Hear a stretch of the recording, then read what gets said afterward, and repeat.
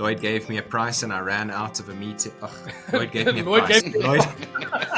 And it's half kind of just so that I feel at ease when I'm at the water. But if I'm not at the dam fishing on the weekend, I'm making traces, I'm replacing lines, I'm cleaning my box. As hy te klein is, dan sit 'n gram of 2 gram. So I'm sure by this weekend, those that were a gram short is going to be a gram heavier, and they will make size. Welcome to another episode of the Original Podcast with me, your host, Sakkie van der Kerk. Alright, welcome back to another episode of the Original Podcast. Nice early for me. It's a more suitable time for recording for me. We're doing this at 11 o'clock in the morning for me. So, gentlemen, thank you for waking up so early to do this. Dad, welcome back to the podcast. Yeah, morning. It's very early for us. Luckily, we are early birds, so it doesn't affect me at all. Looking forward to it. Yeah, and then we have a very familiar face on the podcast today, but there's a specific reason why we got him back. But Duane, welcome back to the podcast. Thanks a lot, Sakkie. It's I think I'm the reason to blame that we're so early on the podcast. My meetings have been very late, so the only time I get is in the mornings. But there's coffee in here, not whiskey, unfortunately. But it's always lucky to chat to you guys. Yeah, it's like we really getting into the world is getting so small because you work in South Africa, but almost on US time. I'm in Vietnam, and my dad is in South Africa. And it's crazy how you can live in places and work in different places, and it's literally like a global place now. Definitely, Sakkie. You know, we for instance, we stay in Boksburg, but we work all the way in Hengel. Different time zones, eh? Well, if you look at the weather, it sometimes does feel like it's in a different place. Like even though it's just 30 minutes away, the weather will be like completely different between the two places. But yeah, so we're recording nice and early today, so drinking a Monster instead of a beer. Dad, what are you drinking this morning? You also used to drinking a whiskey? I just had my coffee, thanks. Here's a cup still. But I can't sip a coffee, I drink a coffee. Duane, when my dad came to visit us, so in Vietnam, the coffee is extremely strong. So we drink the iced coffee. But the way you should drink it, because it's so extremely strong, is you have the iced coffee, and next to it you have like an iced tea. But not like Lipton iced tea. Like it's a very neutral herbal tea that you have with it. And that's the one that you sip on. The coffee, you just let it stand. Let the ice melt and mix into the coffee so it just reduces it a little bit. And because it's so hot here, it doesn't take long. It takes 2-3 minutes for that ice to melt and then make it significantly more. And it makes it less punchy. Yeah. My mom and dad, we got them at the airport. We gave them each an iced coffee. My dad's like, finish. I'm like, no. Before I could say no, it's finished. I'm like, guys, you can't do this. You need to let that ice just water it down a little bit. Otherwise, you're going to jump off the walls. And for a whole week, 2 weeks, taxi and cancel the taxi. Just jump on my dad's back. Yeah. I can just tell you quickly. Since I came back from Vietnam, I all of a sudden drink double espressos. My normal coffee that I drink, I always drink Jacobs. So it's now all of a sudden 2 spoons of Jacobs, and I just love it. It is really, really great. Duane, are you a coffee drinker? Oh, yeah. No, if I don't drink coffee before 9 o'clock, then I've got a headache the rest of the day. I promise you, the coffee I never here, shook off my caffeine addiction. The coffee over here, it will make your hair tingle. It's amazing. When I come back to South Africa, I'll bring a couple of bags of coffee beans for you. I'll make you the proper Vietnamese way. Look what happened to my hair. Okay. Yeah. Also wanna look like that. The people that are quite sensitive to caffeine here. Some of my friends that really, if they drink it, like they get buzzed out of their mind. They have to go home, take a nap, and like sit in the corner and like shake. And like sometimes it gets, if you drink the wrong coffee at the wrong time without food in your stomach, it can really, really take you in a very difficult situation. I like it. Yeah, I look forward to it. It's also one of those things where you need to be very mindful of where you drink it. Just make sure there's an escape route somewhere to a bathroom not too far away. It's one of those things that goes right through you. Let's talk fishing. Saki. Okay, Let's talk fishing. so let's quickly just let everybody know the reason behind the whole thing. Why I want Duane on the episode again. So we were talking to Gideon 2 weeks ago about the South African Championships. The same week that Gideon was at Bloemhof, Duane and them were also fishing at Bloemhof. Duane was fishing in the President, right? Duane was at the President. Yeah, President section, right? A division. Yeah. But Duane, that was a bit of an unplanned essays for you, if I'm not mistaken. Yeah, no. My good buddy Lloyd Price, who was on the podcast a couple episodes ago, gave me a call out of the blue. His normal peg mate, he fishes for Eden, which is kind of the garden route section. But Umkali, Yeah. it's Umkali. Umkali was also on the episode before. So Umkali Jacobs, that was on the podcast before, is normally Lloyd's peg mate, and they fish for Eden. Unfortunately, Kali's picked up an injury, so he couldn't compete in these essays. So Lloyd gave me a price, and I ran out of a meeting. Lloyd gave me a price. I hope he gave you a good price. Yeah, he gave me a special price. He gave me a call. I ran out of a meeting room, and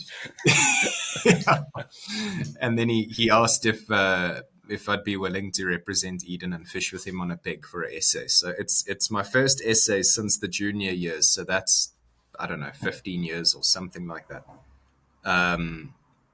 And it was just incredible to fish essays again on kind of, I think it was 1 or 1.5 months notice. I hadn't fished bamboo sprayed ever. So it was just full of challenges. It's nice to fish in a team again. It's nice to fish in that really competitive environment again. And yeah, the Oaks are good. The Oaks are really, really talented. And you did well. Well, we'll talk about the performance now. Yeah. But something that I want to emphasize, and an important factor of this whole situation for me, it was quite nice to see it, because I know that's how you are as a human, as a person. Where Duane his things are always ready. He's always ready to go, and his preparation. We spoke about this in the previous episode, where he always said that his preparation is exactly the same, whether he's going to essays, going to an elite, goes to like just a social event. Duane's gear, his setup, everything is always prepared and ready for anything. And there he says now, he got a month's notice for this essay, and he took the call. He's like, yes, perfect, my things are ready. He didn't go, oh, now I've got 1 week or 1 month to get all my traces ready, get all my reels ready, have to be in a flat spin to get everything ready, because his gear is always ready. His preparations are always the same, no matter what. And I think that is something that's quite admirable, and I think it's something that the listeners can keep in the back of their mind. Make sure that your stuff is always your preparation is always to that extent. If your boss say to you can have a day off, you must immediately say, yes, I'm going fishing. Yes. So that's, I mean, Saki, just to touch on that, that's, I don't get to go to the dam as much as a lot of, I wish I could fish like Gideon does and go there every weekend for a month.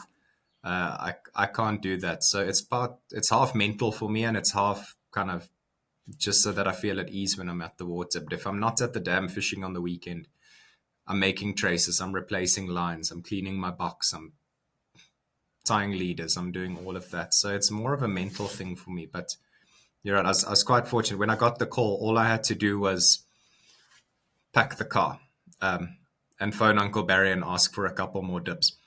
But that's... I was quite lucky that there was already 150 or 200 traces made. Not that you needed the dips. Not that I needed Aye. I needed the floaties. Yeah, not the dips. But okay, let's quickly talk about. So you fished at bamboos. How did it go? I've heard the stories. I know that you did quite well. You want to give us a little bit of a breakdown of what happened? Yeah, no, we were fortunate as a team for the essays. We ended second, the Eden team. It was Western Province that beat us by, I think it was 5 or 6 points, but it was really tight going into the last day, and then we slipped up on one or two of our pegs. But we're still really really proud of the performance as a team. Really lucky group of guys. Um, I ended third overall for the essays. Also with the third most fish. I think I got 200 and 219 or 200 and I'm not sure. 200 and something fish was the third most for the essays. So, and what I can also say that I'm quite proud about, or very proud about, is each of the 3 days, Lloyd and I won our zone together quite convincingly. So on the first day, between Lloyd and myself, we had a second and a third. Day 2, we had a first and a second. Day 3, we had a second and a third. Oh yeah, so So that's easy.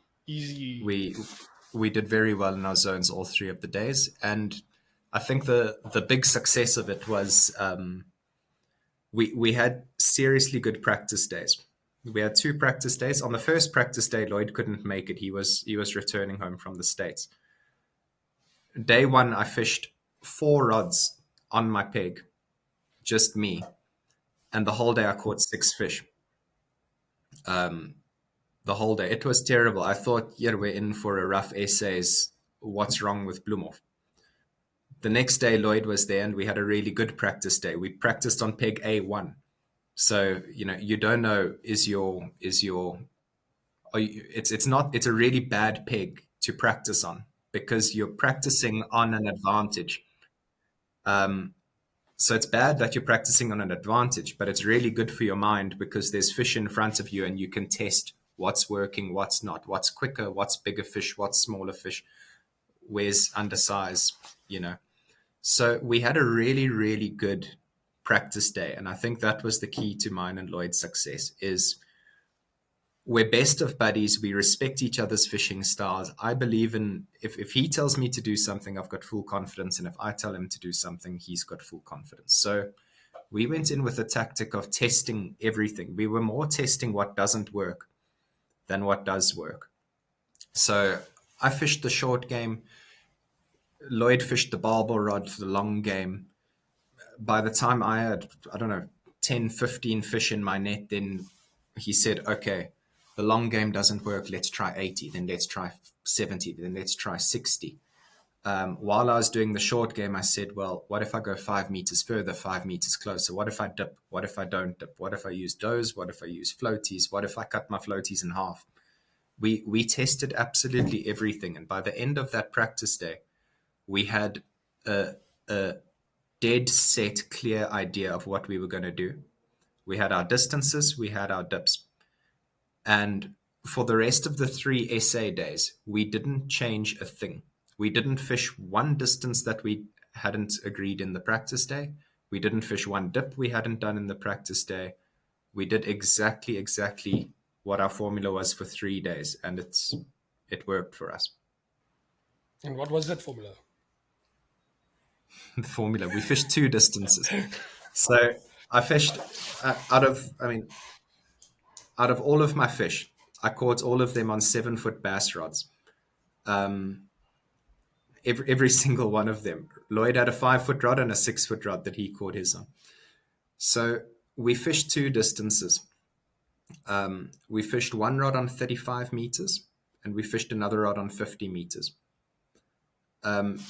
Remember that you move pegs on day 1, 2, and 3. So in some of the zones, you had to fish both rods 50 meters because it's shallower water. And in some zones, you had to fish both rods 35 meters because it's deeper water. But either way, after the practice day, we clipped all of our spools, 35 meters and 50 meters. And then we had our brains about us on the day. we were fishing replay traces. I was fishing a naught or a 1 if I started losing fish. Lloyd, I think, was fishing a 1 with a spring. We fished 08 hooks. That gave us kind of the best success. Remember, bamboo sprait's tempo is not what the slip is. You are not going to catch as many fish at bamboos as you're going to catch at the slip. It's just not that venue. But Duane, you can catch big fish I quickly at want to bamboos. interrupt you. I quickly want to interrupt you there. Dad, do you have one of those traces of Gideon somewhere close? No. No, unfortunately Because not. I thought we could maybe show them that trace. We need to remember to talk about that in the future. Sorry, Duane. So you said, yeah, at bamboos you do have the opportunity to catch those bigger fish. You do. So you could choose maybe I should get into I'll tell you what we used first and then I'll get into the tactics, because the tactics were really interesting. You could either go for big fish or you could go for quantity, and with either you could win the zone. Okay, but let's continue with what worked. Yeah. So what both of us did is on every cast, our tempo wasn't so quick, so we could dip, and the fish actually want to dip if you wanted to keep them there. Is we'd put lueti on no matter what we're casting. Every rod had a bit of lueti on, but a dot, a pin drop of it. And on the one rod, I was using a tiny spray of kalmeer spray with the lueti, and on the other one, I was using a tiny spray of beast with the lueti. Let's just tell them, Dad, what is kalmeer spray? Because a lot of the people will not know. It's a garlic almond spray, and the only difference, basically flavor-wise, between the two is the other ones. The beast has got TCP with. So the beast is TCP almond garlic, and the kalmeer is almond garlic. The beast has got fluorescein, kalmeer is plain. Is clear, yeah. And what we found on the practice day is you really had to keep on thinking, because your tempo would go up and then it would totally dip, and then you would need to either remove a dip and fish, catch 10 fish fishing plain, then they would go a bit slower again, then maybe you just added the spot of lueti. So we fished those 3 dips all the time, but in variations of it. And as tempo goes up and down, that's how we'd fluctuate our dips. So we'd fish hours going plain, and the moment it would go slow, Lloyd would say, Duane, I've started spraying beast again. Throw some of that. I would do it, and then both of us are back into the fish. So Lloyd and I were talking the entire time and monitoring our tempo the entire time. So we were able to get really consistent tempo throughout the day. If you said what was the average bag for you? What was your bags? It's just because you said like you've got a good tempo. Are you catching 50 fish? You caught 200 for the 3 days, but what was your daily bags? 60, 70? Day one was slower. I got 80. I think I got 86 fish. Lloyd got 90, I think, that day. So Lloyd got the second, I got the third. The second day, I think I had 108 or 102. Lloyd had 98, I think. And then on the third day, I had 126. And I think Lloyd had like 99 or something. The 100 just eluded Lloyd. But so that shows you that's a very effective peg. If you guys are so close, the whole essay is through. That means it was an extremely effective peg. And we were talking the whole time. So, I trust Lloyd, Lloyd trusts me, and we both want each other to do well. So the second we figure something out, we say, hey, use this, try this. Your tempo's dip, do this. I enjoy the tempo fishing, so I could tell Lloyd, listen, do this, it'll save you a couple seconds. Lloyd's really good on the finer details and the technicalities, and he's a really calm, level-headed guy to have on a peg that can calm you down if you start getting angsty. So I can actually see that as a personality trait of him, where when you talk to him, it feels like you can just calm down Even when we did the And podcast with that's it. him, like he feels like this extremely mellow, chill person. Yeah. Yeah. And it's so good to have someone on that peg. You know, I'm heavily competitive. So if things start going bad, I kind of accelerate when you should actually slow down a little bit if things go bad. And then Lloyd would say, Brew, chill.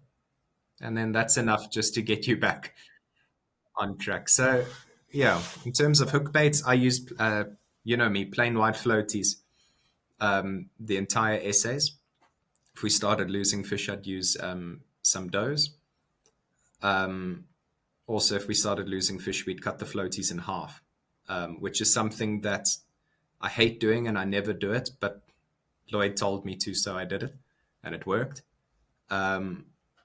What Lloyd was using is he was using garlic almond floaties, yellow ones. So he'd flavor the yellow floaties with the Kalmeer spray, and then he fished that his whole essay. So he had that was the biggest difference between us is he had that as a hook bait and I had plain white as a hook bait. That's the only difference in our approach. No, Yeah. that's awesome. But let's quickly go over to you said that you have the two big tactics that you could have explored, going for the bunch of little ones, and going for the big ones. I think I had Yeah. a message the other day about somebody asked me, how do you choose between the two? And I remember in one of the previous episodes you mentioned it, where you will know very early in the day what's going to win the day. Yeah. Where you'll know, is it going to be a lot of fish? Is it going to be the big fish? But I think like on a trip like this, I think it can be a gray area where you're not necessarily sure which one will take it. So Saki, that was the most out of all the takeaways of the essays at Bamboos, that was the most interesting thing for me. Is remember in a essays there's 7 or 8 teams of 12 anglers a team. Each one is throwing 4 to 8 kilograms of feed in the water every day. So day one of an essays is always your 90 most of the time. Day one of your essays is your slowest day. It picks up a bit in day two, and day three is chaos. There's a lot of feed in the water. The fish are used to hearing that dinner bell.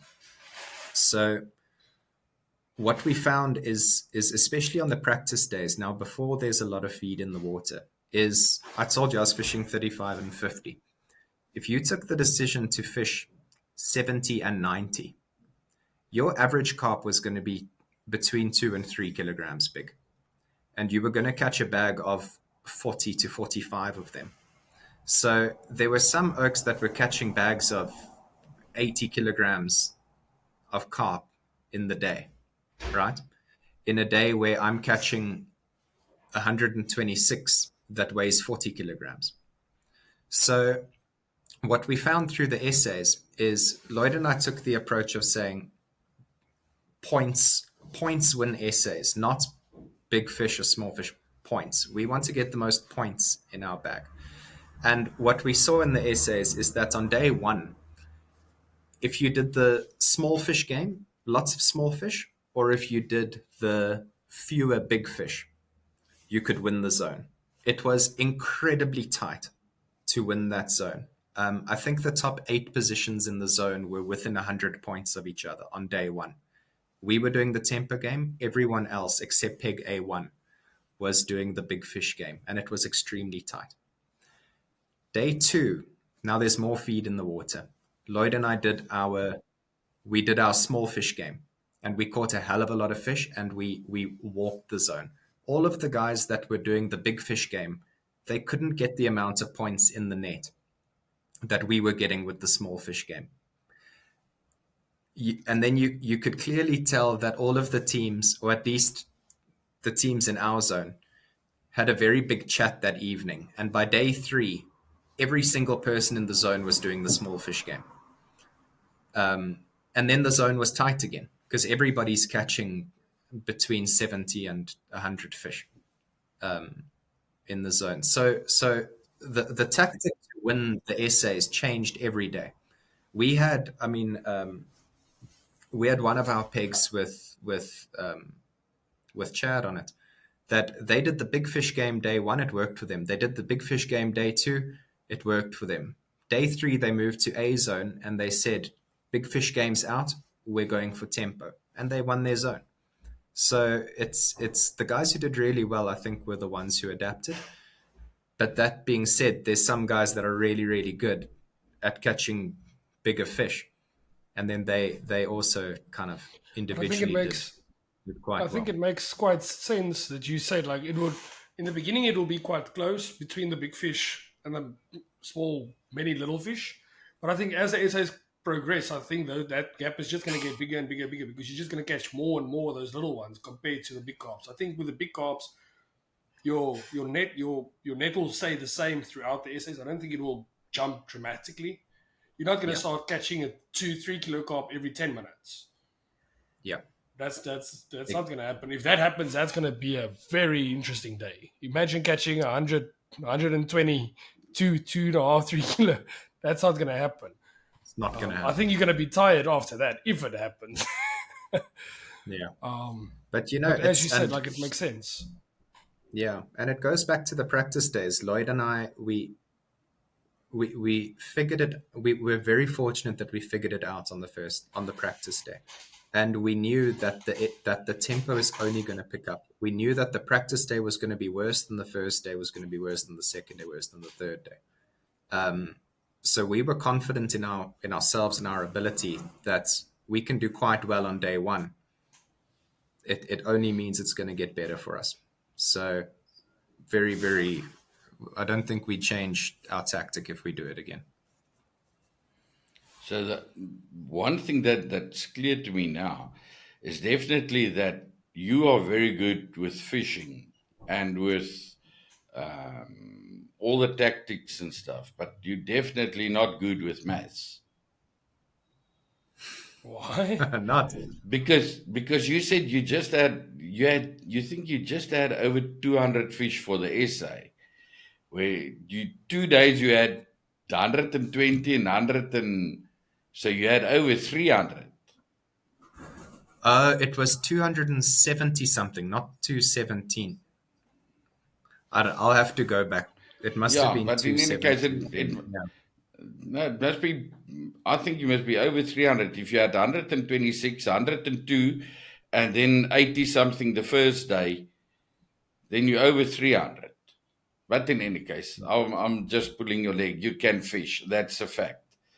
It's well done, Duane. I think it's really it's something to look up to. And I don't know if you ever in your life before had the day where you could, or days where you could catch so many fish.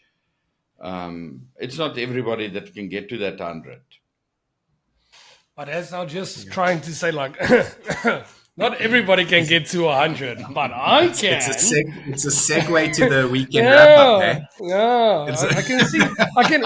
You know when you can feel my dad's got an intention with something that he says, and I'm like, it feels like he wants to bring this subject Not up. at all. Not at all. We can skip that subject.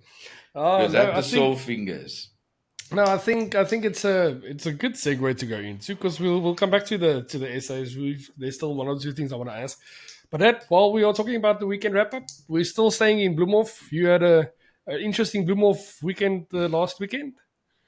I didn't have a practice day, and I didn't have everything else, so I just had to go and fish. I needed some points to try and make the elite final. I had a couple of bad tournaments through the winter, so I was not couple of blanks. Only one, but I had one, and a couple of last places. So that was more disturbing. In any case, I had to go and fish another tournament or build up more points. So I decided on taking 2 at Bloemhof, and rather go to Bloemhof and catch plenty of fish and stand a chance than go to Trichard and go and battle there again. So I went to Bloemhof sloop, fished Friday and Saturday 2 tournaments, and yes, like, what a story. Now you go there with all that expectation of Gideon with his 300 and Duane with his 126, and Stephen with, I think, 116 was his best. And I said to them, well, I'm not going to catch Gideon, but if I can catch the rest of them, I will be satisfied. Duane, so your bags were his target. That was his target for the day. Absolutely. And he And told it me that eluded before me. he went. He said, I'm coming for you. And unfortunately, I could not make that. Close. You got close. We fished on Friday, and unfortunately, again, But you for guys me, fished at the sloop, right? yeah. Then unfortunately for me, I got old Chris Noordman both days in my zone. Now he's basically on the same type of level as Gideon, with the exception that he really knows Bloemhof well. They fish it virtually every weekend. So Chris Noordman won the Friday. He had 186 fish.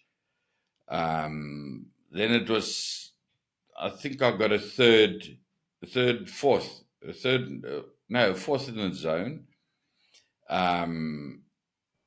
You feel I first. can't remember. I had 93. I had 93 fish, which I was absolutely more than happy with. And then Saturday, I had Chris Noordman in my zone again. He weighed 201. And then Jaco van Wyk was second with 161 or 162. And I was third with 119. So Duane got away there.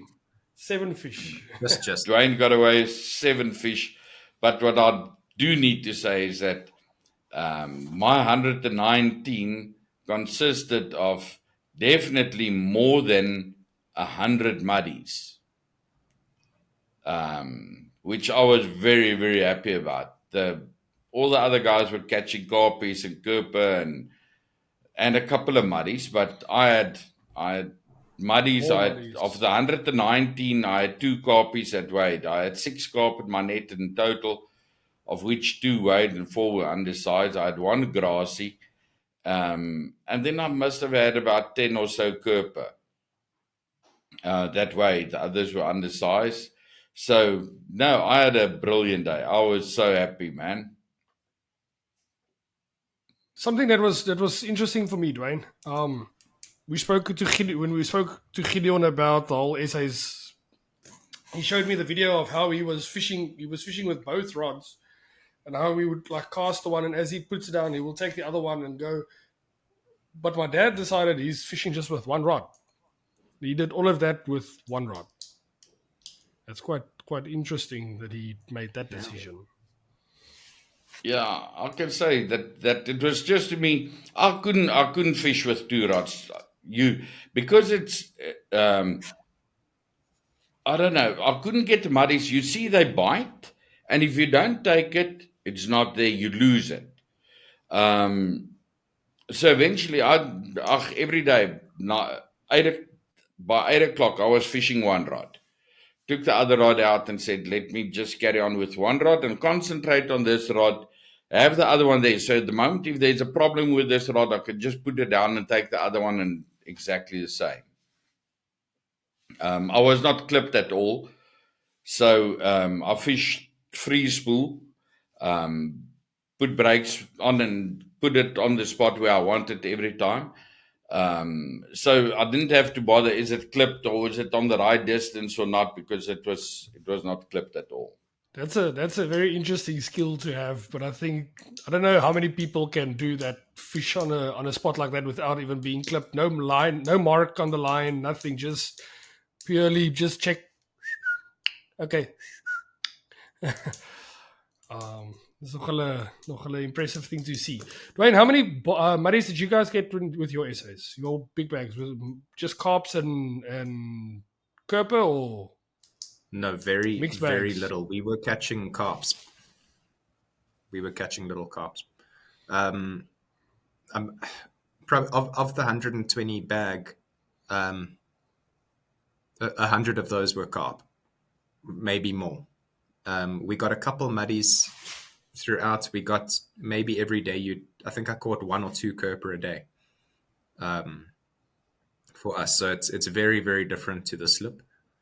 We also had a couple undersized fish, but not as many as you get at the sloop. It's very, very, very, very different venues. I'm surprised that the grassies are so scarce. Eh? There's too much food in the water. There's too much natural food. There's no reason for Grassy to come and eat a floaty if he's got lekker grass right next to him.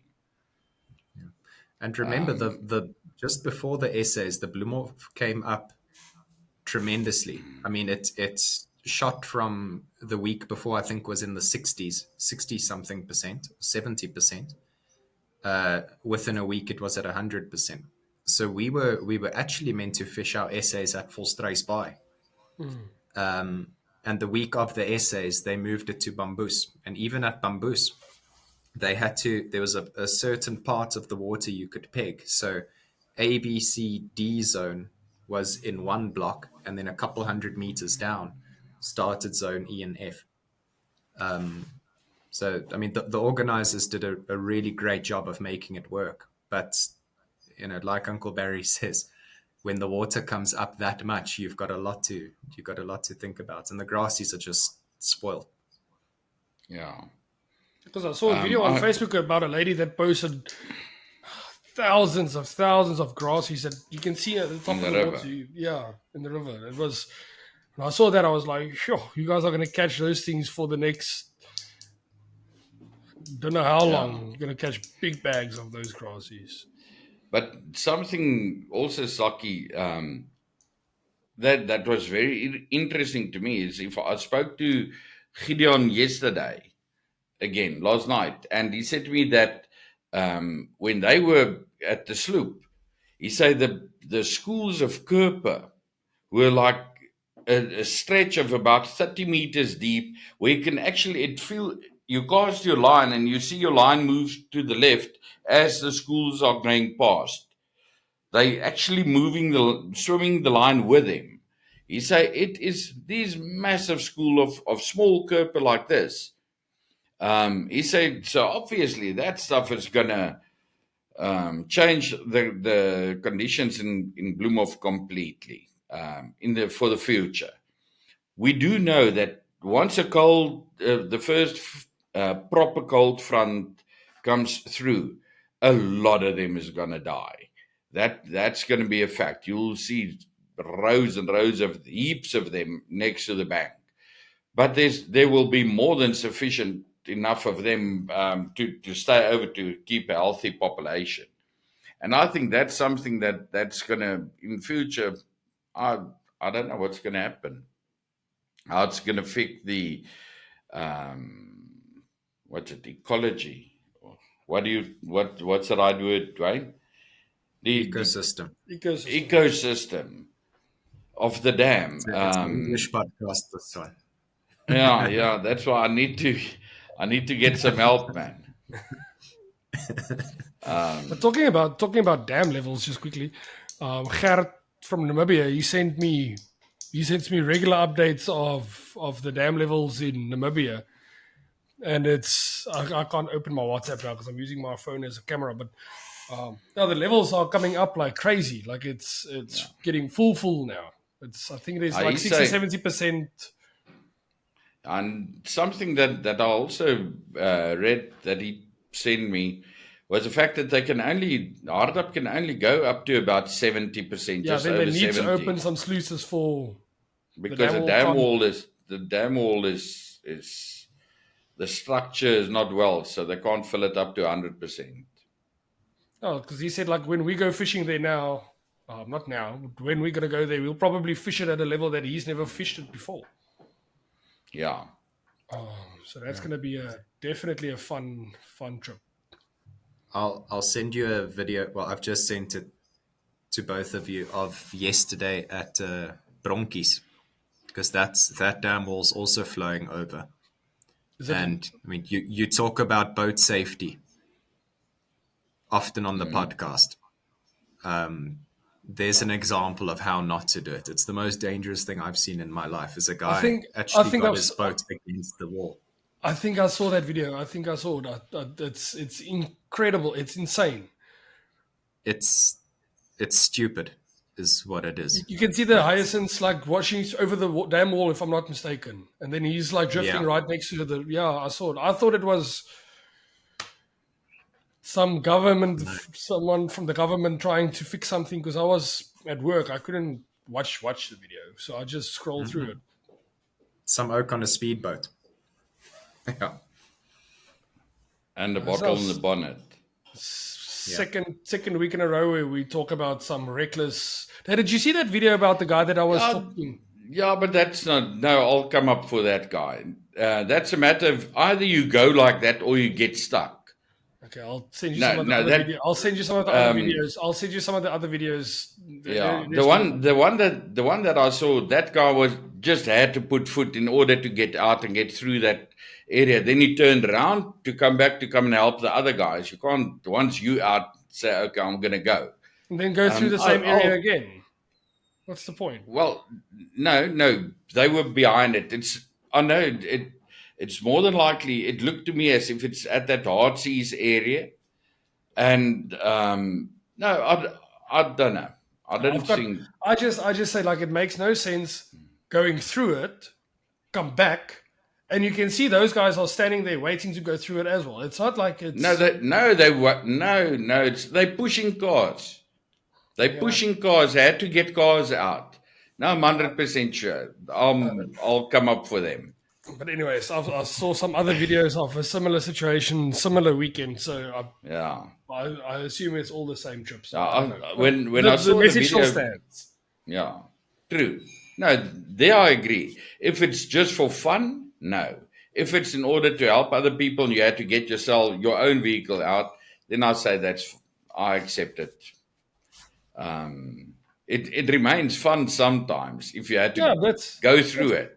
That's why I said. That's why I said in the podcast. I said, like, I know just as much as anybody else how much fun it is. I also enjoy the hell out of it. I got in big trouble. I got in big trouble behind my own house because I enjoy doing that in the field behind my own house.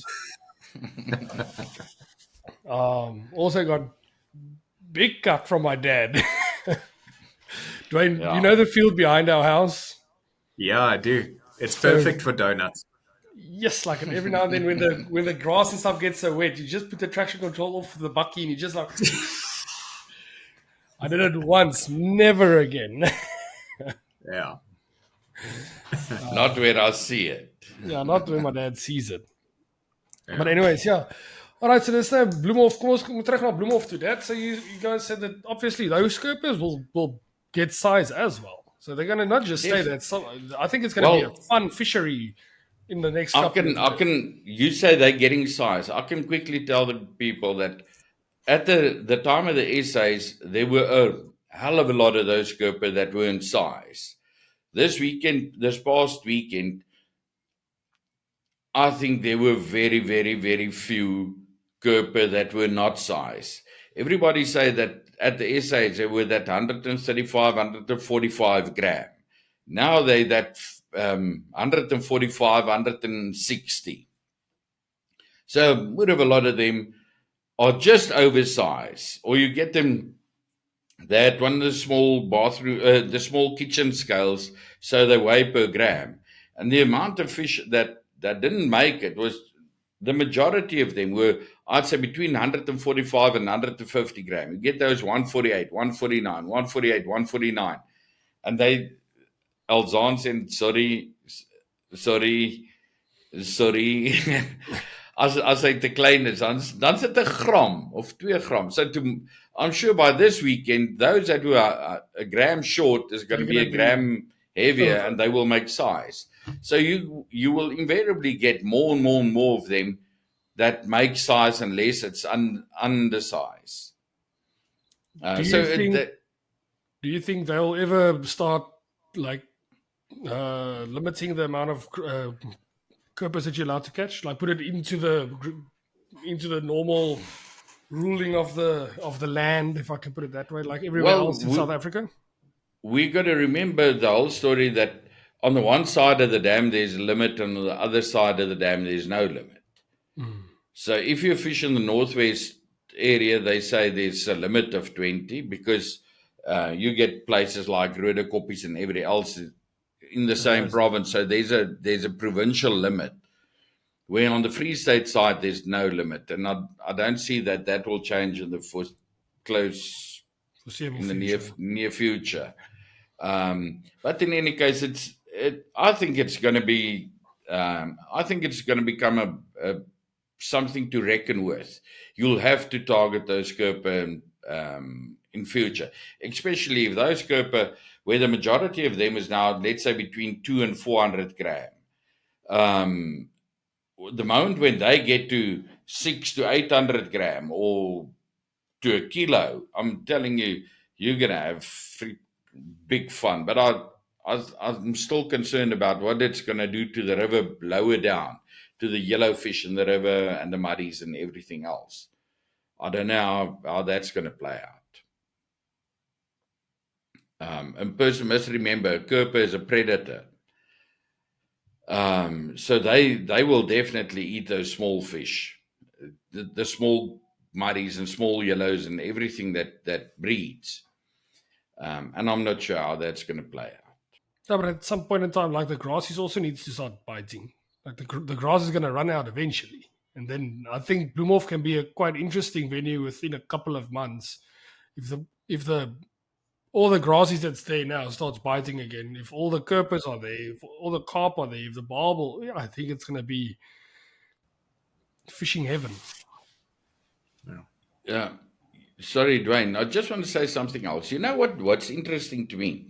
I can't recall when last I heard of somebody catching a lot of grassies.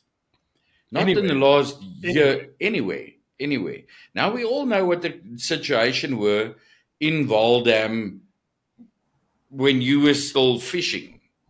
That time at Johan Creer, when you and I had those massive bags but everybody, you were catching hundreds of grassies. And for some reason, I can't recall when last I saw anybody with a bag of grassies.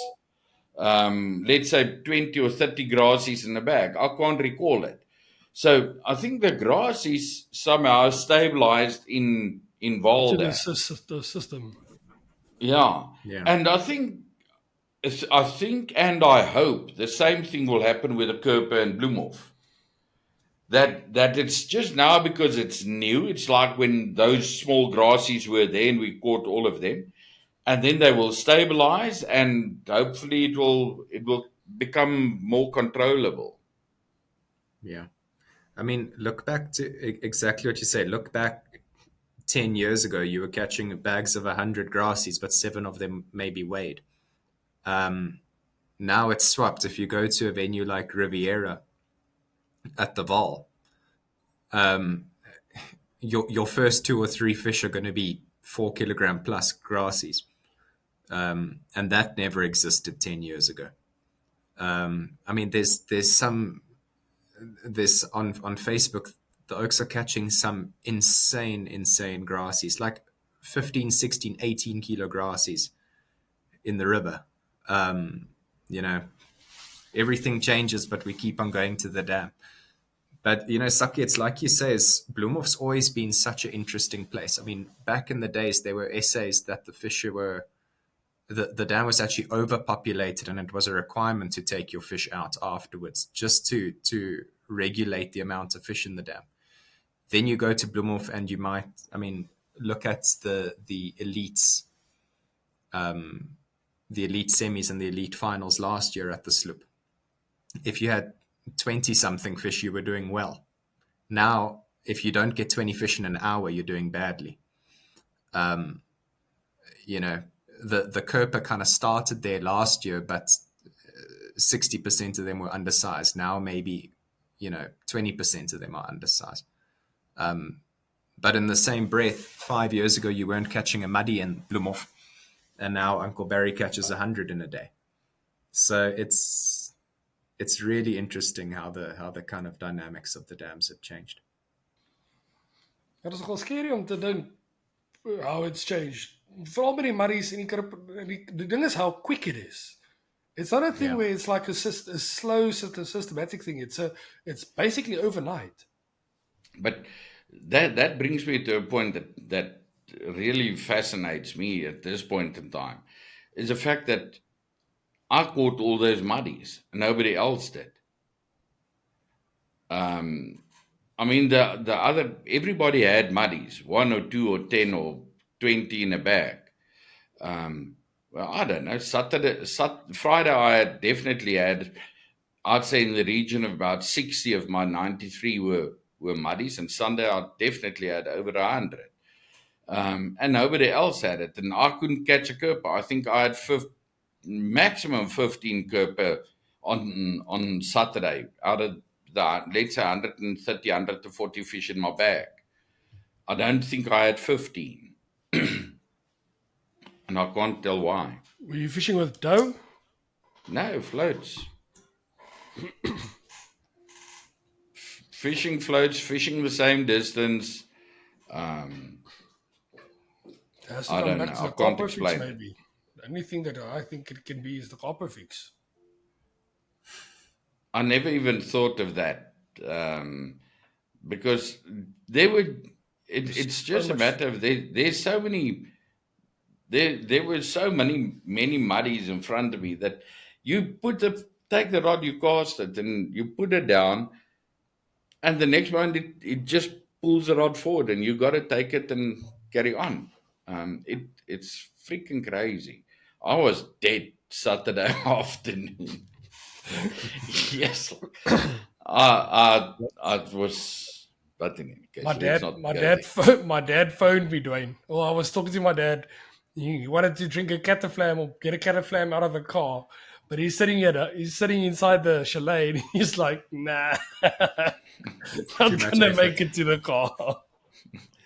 I'll tell you what, by the last day of those essays, because now you fish 2 practice days, you fish 3 essays, you get 1 rest day, and then you fish 2 days minis. And the minis was at the sloop with all of those fish. I mean, luckily I'd done some training and the fitness wasn't an issue, but my hands and my wrists. Last day I actually strapped my wrists with physio tape, just to kind of give some support. You're sore by the end of a week like that, and it takes you a good week to recover. You sleep like a baby, but when you wake up, you're still tired. It's it was really, really demanding. Yeah. Tell me, sorry, Uncle Barry, I want to know, what weights were you fishing?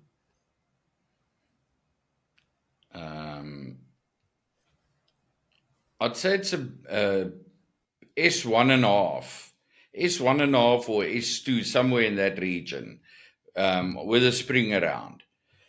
I caught 99.9% of the fish the weekend on Gideon's traces. Gideon made 10 traces for me, and he said to me, "Yeah, just take it with." And when I got there, I said, "Okay, 5 I'll save for Saturday, and 5 I'm going to take out." And I fished with those traces the whole day. I don't know why it worked for me. And Friday, especially, I'd say at about 10 or 11 o'clock, I thought, okay, I've broken 2 clients off. Let me just take some of my own traces. And I went to my box and I took my own traces out. And I never even took my box out of the car. I never used a dip the whole weekend. So I just, the box, my tackle box my multi box was still in the car. So I went to open it quickly, took some traces out and went back. I casted those traces 3 times. And in 3 casts, I never had a bite. So I said, that's it. I don't know what's wrong, but put those traces away. And I switched back to and just carried on with Gideon's traces. So yeah, and I'd say it's a 1.5. I'd say a 1.5 or maybe a 2, but I doubt if it's a 2. I think it's a 1.5. That's inside the spring. Okay. And then I was fishing extremely small balls. Really, really small. Just cover that spring. No, you don't need big balls for those small fish. Yeah. There's lots of small balls. Talking You about you small need fish, you Dad. need bearings, bro. You need bearings. April 6th. That's Yeah, Sunday. I'm yeah. going to Bull again. Ah, Duane, what's happening with your Welsh catfish? When's the closing date for our challenge? Because I'm sitting on a 21. I'm sitting on a nearly 22 kilogram catfish, and as far as I know, you haven't caught anything remotely that Yeah. size. I haven't been to Spain since we made that challenge, and I think it expired December last year. So I owe you a good bottle of whiskey because you beat me by 22 kilograms or whatever it is. I'm still to catch a Wells catfish, but I'm going to.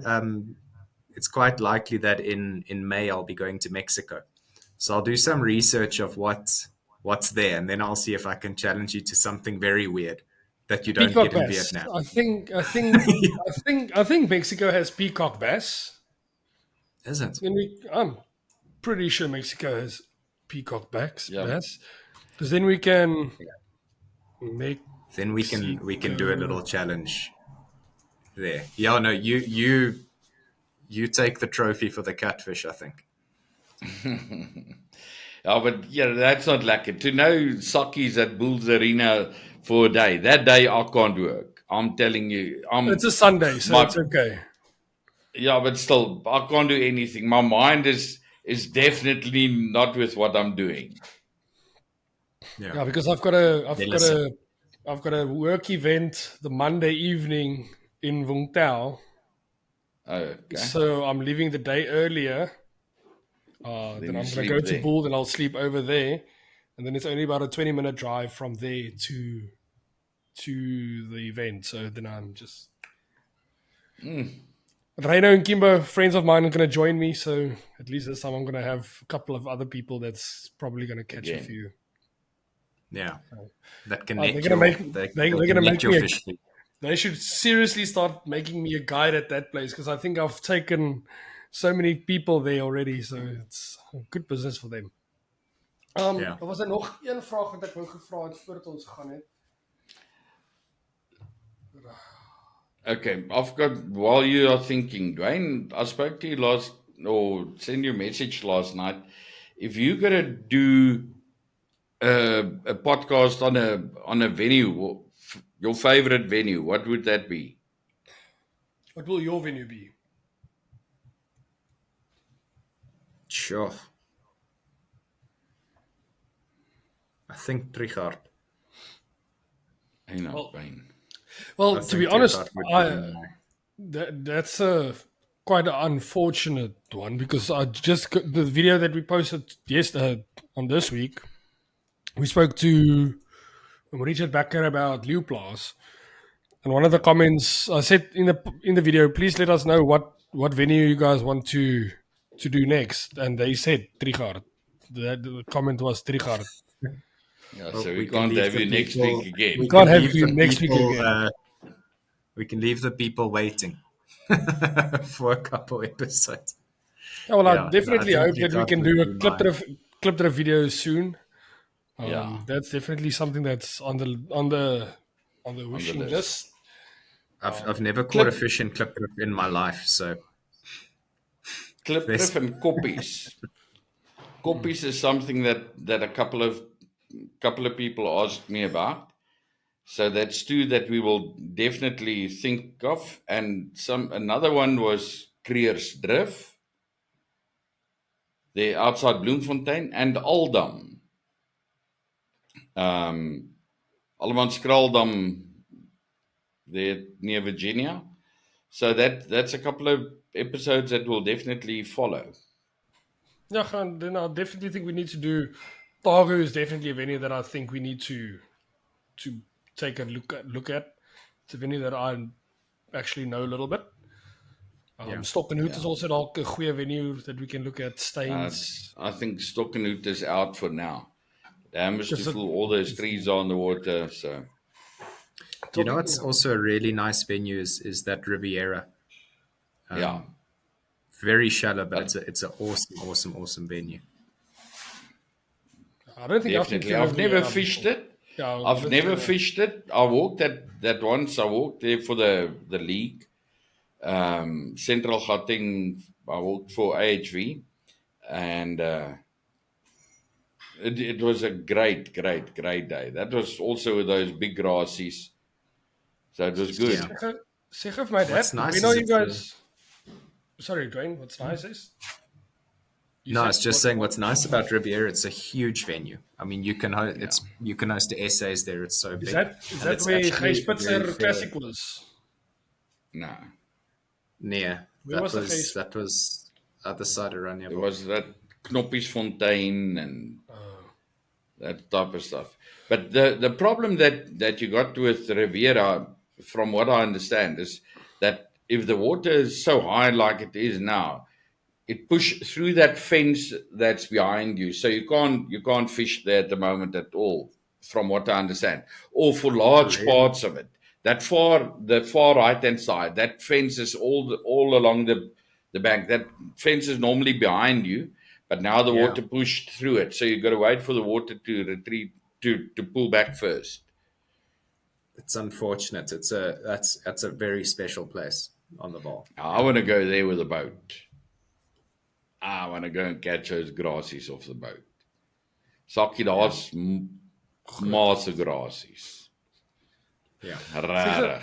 Say for me, when are you guys gonna know about the elite finals? If you've made it or not? Is it finished? No, Is it final? it's out. Yeah, So it's did next you make weekend. it? In a week's time. Next. Are you in Dwayne? Brakpan now? Is it Duane? You'd think, yeah, someone from Brakpan made it here. Sakkie sitting there between the fighter planes, and you are. I'm sure that's what I heard, Sakkie, Earlier, yeah. earlier in the podcast. In any case, so I'm here in the peaceful Boksburg. Yeah, we've got a very big parade at the end of the month, end of next month. So they're doing practice flights with the fighter jets and stuff like that. So you can, and because I'm so high up, you can see them flying through the city and stuff like that. It's quite nice. But anyway, yeah, that. Yeah, Sakkie, next week Friday is the team's event. And then Saturday is the semi-final, Sunday the final. Where is that? You guys are fishing Leeuplaas. Leeuplaas, yeah. And the teams? The team's event is at Leeuplaas. Then the seniors semi-final is at Bierman. And all the finals are back at Leeuplaas. Okay, luckily we've got a good episode on Leeuplaas. So if you guys haven't seen it yet, you can go have a look there with Richard. Yeah. Steven and Yaku is both fishing trials today. They started 15 minutes ago. They're fishing trials at Bierman today and tomorrow at Leeuplaas and then Sunday back at Bierman. Today I think they're under the windmill and then tomorrow they're in Sunday in Springbok Camp. Oh, before I forget, I remembered now what I wanted to ask because we need to hurry up because Duane's got to go. About 10 minutes and then he needs to log off. Duane, you did so well with the essays now that you went to the minis. That went pretty well, if I'm not mistaken. Right? The minis went pretty average. And then, but you guys you going to the Champ of Champs now for Eden, if I'm not mistaken. I think my dad told me that you are joining that competition as well. Yeah, no. So I was very lucky. If the viewers don't know, is that there's a competition once a year called Champ of Champs, and how it works is that in each division, each province nominates one angler.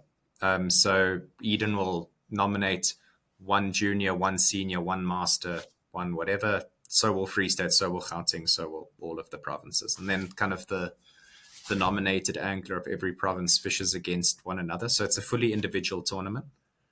And it works in the same format as what the minis does, with one change is that you weigh in the middle. So you fish 4 hours, then on your first peg, then you weigh your fish, and an hour and a half later, you start fishing on your second peg, and then you weigh your fish after that. So it's a 2-day tournament of of fishing 4 pegs over those 2 days. Yeah, and it's at the sloop again. So I'm hoping that those kerpers that are 145 grams are now going to be 180 grams, or I think it's going to be a lot of fun. It's later in the season. It's going to be. I mean, it's the first weekend of May, so it's going to be a bit colder. So I'm really hoping that the tempo is still going to be what it should be. But let's see. I'm very honored to be nominated to fish it. I've never fished the tournament before, so I'm very excited for it. Yeah, it's lekker. It's just nice to see that it was such last minute, and just can show you that if your preparation is on point, stuff like this will always happen. If your preparation is not on point, this will never be able to happen. So I think for the listeners back home, just keep that in mind. Just make sure your stuff is always ready to go. Yeah. And it loops back to what I said. I mean, everyone's now seen that video of Gideon catching all of his fish, and then, we did quite decent at the essays. Is so much of fishing is mental. You can see from Gideon's video how it's a rhythm. He's not rushing. It's calm. He's confident in what he's doing. If all of your preparation is right, and you're not scrambling for a dip, and your whole kit's not a mess, and you're dropping a net or dropping a trace, if you're mentally in a good place, you're going to fish better. And I think really you're going to struggle to catch more than 100 fish if you're not in a mentally good place. It is very difficult. Yeah. All right. Tell me, Saki, I think can you hear me? Because I see my internet you've got a very giving problems big lag. again. I just want to try and see. I want to mention something to people that wants to compete in those conditions. If you know that you're going to a place like that, get yourself something like those stress balls. Remember, you get that like a firm, spongy ball. If you get that, and a week or 2 or a month before you go there, sit with that thing and squash it like you would squash a millibomb. Duane was saying about his hands and stuff that was getting sore, and his risks from putting bombs on, and that's a big part of cramps. Often you'll find that you get cramps here in your arm from putting millibombs on. If you just get one of those balls, and just whatever hand you use to put your millibomb on, just sit and squash that every day for a while. It will definitely help. Oh, that you can do that, or come to Vietnam if you want to. If you put your bomb on your left hand, come to Vietnam. I'll give you a manual bike, and then you just drive to city and back, city and back, city and back. Like with your, if you change gears the whole day. Like I remember when I just got my bike for about 2 weeks, I couldn't use my arm because my hand was so sore from clutch in, clutch out, clutch in, clutch out, clutch. But now driving the bike for 4 years, quite used to it by now. Okay, we have to say goodbye to Duane so that he can get ready for work. Duane, thank you for all the information. Well done on amazing essays. I know it was the last minute essays. I think it is well done, and thank you for putting out the name of the original Mooties. Saki, it's always an honor, always a pleasure. I'm very lucky to be an ambassador. So, my pleasure. Dad, thank you for the idea. You had the idea for Duane, so thank you for that. You didn't have to drive around too much this week, but we'll make a plan for next week. So thanks for your help and trouble. Good. Thanks a million. Thanks for you as well. Okay, and then if you listen till now, I want to thank you. Just remember, like, subscribe, and you can give us a comment for a venue that you want us to cover next time.